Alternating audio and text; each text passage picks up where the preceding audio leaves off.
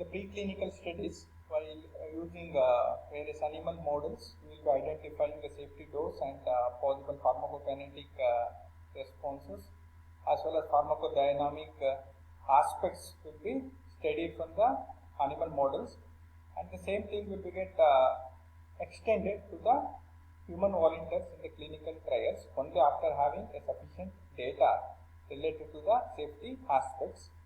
But once the drug got administered in the human, so there may be chance of responses which are considered as unwanted responses. So these unintended responses may happen because the drug may occupy some targets which are not intended. As the drug enters into the system in circulation, so that will be exposed with all the organ system in the body. So even many times the unintended organs may also be circulated with the drug, and it may start showing some responses actually which is not intended. So in such condition, it is essential for us to know the action of the drug in the entire body. So this can be assessed by safety pharmacological studies, which plays an important role in the preclinical studies, because what dose generate here is to be intended for the first dose in the human clinical trials, and here we will be getting an accurate idea about the dose and what intended and unintended responses it can show. Based on that, lot of precautionary measures can also be taken. This is the role of safety pharmacology. Safety pharmacological studies investigate potential undesirable pharmacodynamic effect of a test substance on physiological function in relation to exposure, play an important role in determining whether or how this dose regimen which is selected having a important role in determining whether the drug can be used safely in human subject. So now here the core studies on the key systems which in the body, like central nervous system, respiratory and cardiovascular system, which constitutes an important initial safety evaluation and are reviewed before starting the first administration to the human studies. Now here hazard identification and risk evaluation are the key aspects of the evaluation and can be a critical in designing the clinical trials. Now this safety pharmacology is a branch of pharmacology which will deals with the safetiness of the drug that was discussed as an unintended drug. So here we will be identifying the unwanted responses of the drug also. The safety pharmacology is the evaluation and study of potentially life-threatening pharmacological effects of a potential drug which is unrelated to the desired therapeutical effect, and sometimes it may produce hazards also. So these tests are conducted at the same dose, or sometimes not too much excess dose which is used clinically. So they are different from the toxicological studies. In toxicological studies we will be dealing about the excess dose, what may be the impact of that extra dose on the other organs and why the side effects have been shown. But when coming with the safety pharmacology, we will be taking the same dose which is clinically approved, or it may be little bit more to study the effect of the drug on some other organ system. So this organ system I will be talking in the coming slide. Like in safety pharmacology, we will be classifying the system into two categories, and based on that the studies will be conducted. So this safety pharmacology seeks to identify unanticipated effect of a new drug on a major organ function. So coming here, what is the major organ function responses here means that may be the secondary pharmacological effect.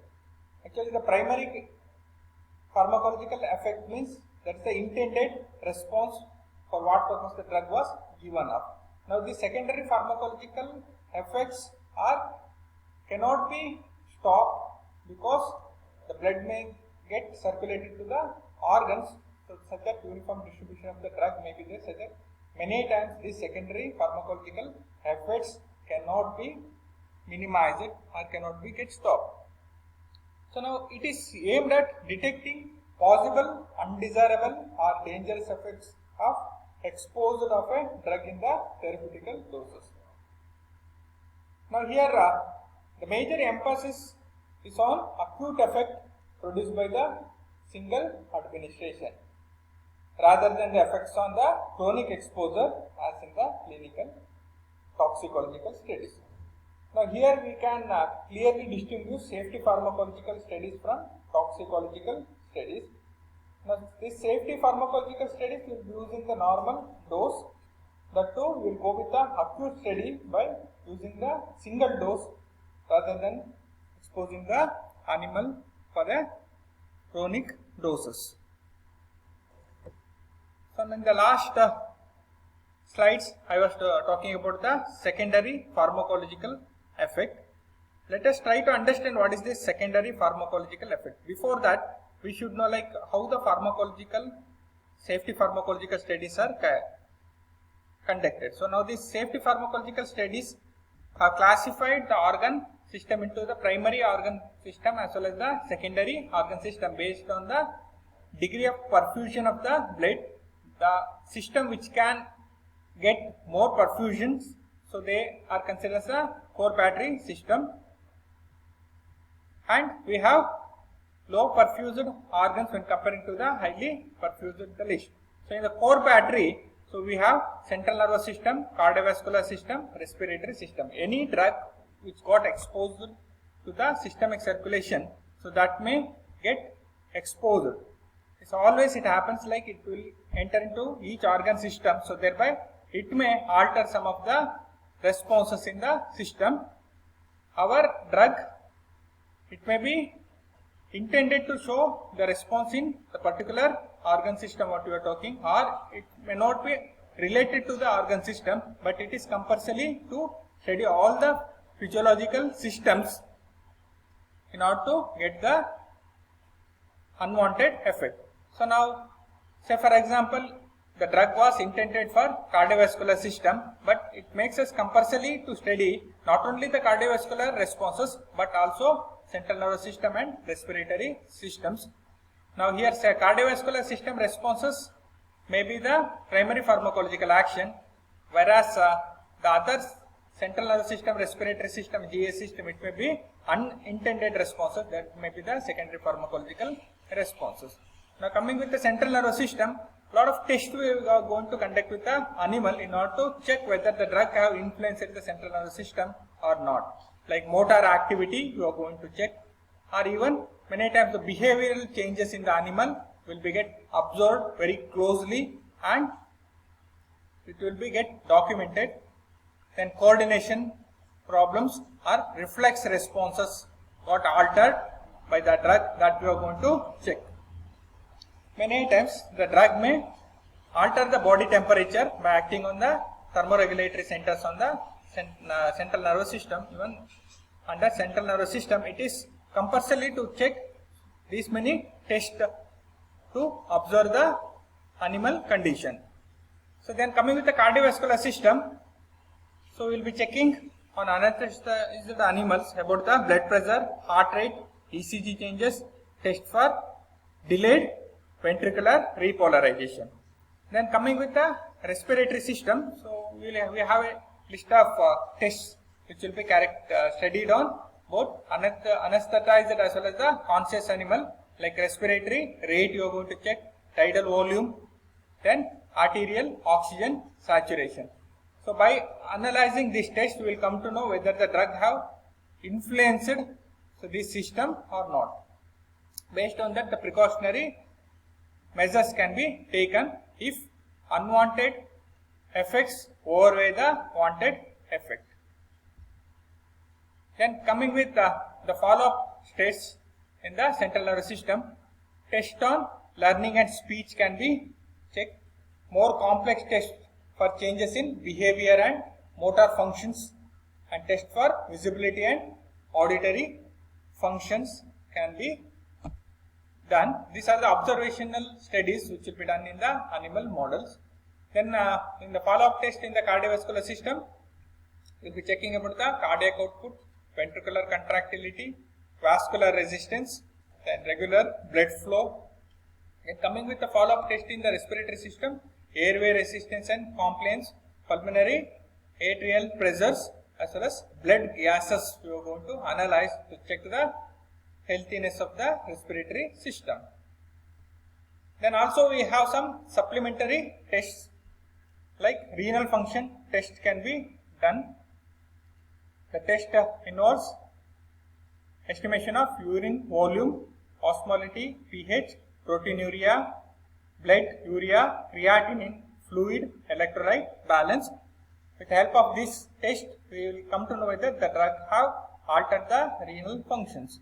Then coming with the autonomic nervous system effect, like we are going to test cardiovascular system, gastrointestinal and respiratory system responses to agonist and stimulation of the autonomic nervous system. Then coming with the gastrointestinal system, gastric secretion, gastric pH, intestinal motility and gastrointestinal transit time we are going to check in order to get the effect whether the drug have altered the drug responses. Finally, a safety pharmacology can perform some additional tests aimed at defining the possible mechanism for unwanted side effects. So these type of studies are a stimulating and challenging area of safety pharmacology. So each new drug tested is unique in both mechanistic as well as therapeutic terms, which means that the safety pharmacology has a wide opportunity to develop, create a lot of testing strategies. So these will present and internationally standards about the drug by compiling various guidelines. So these data what you have got may contribute in reporting both in vivo and in vitro cardiovascular, respiratory, neurobehavioral assays to evaluate potential unanticipated pharmacodynamic effect of test articles prior to introduction into the humans.